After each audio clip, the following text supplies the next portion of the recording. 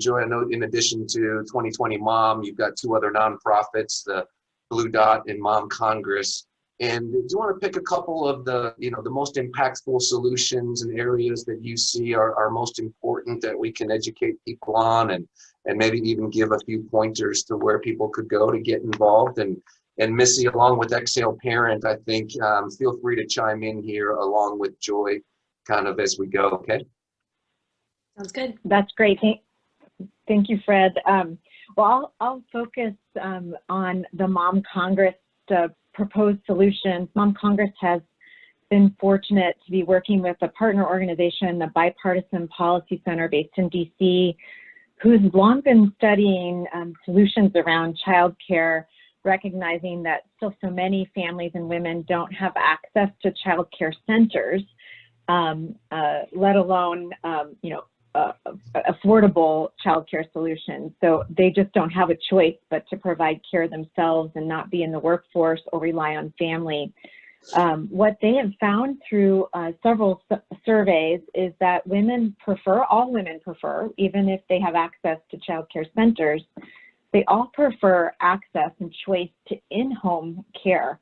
Moms want their children to be near them if possible, if they're working at home. They also are really interested, as we saw during the COVID crisis, in this concept of pods.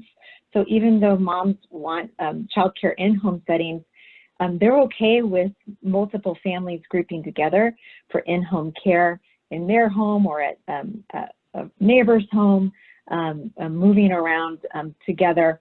And the Bipartisan Policy Center, as I alluded to, is really interested in this concept as a chance to rebuild childcare in America, not just reinstate or stabilize the existing childcare centers, which is still, of course, critically important for those of us who are already relying on those centers.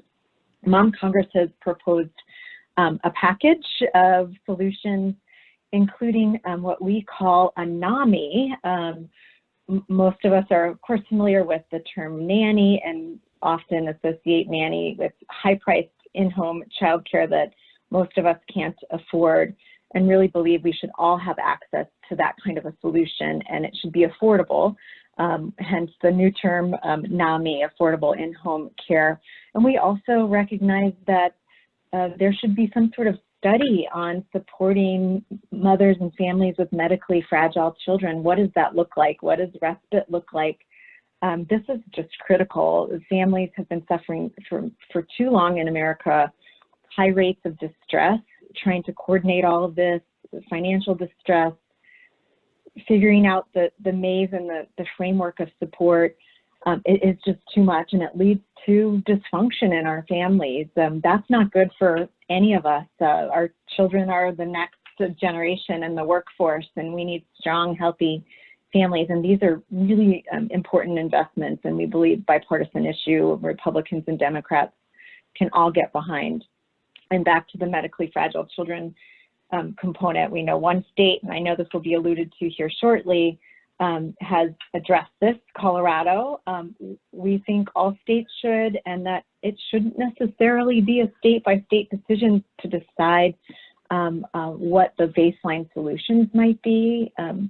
States should have the option to tweak solutions, but there have to be solutions. And so we really think some of this should be addressed at a national level. Fred, hopefully that helps, but just so grateful to be here today and to really have this group of advocates to get behind the movement in a larger way and to partner with. So thank you. Thank you. That was perfect. It's one or two things that you mentioned. I just got the goosebumps thinking about the massive impact that would have on our entire country and just about everybody in it in such a positive way. So thank you for that advocacy. And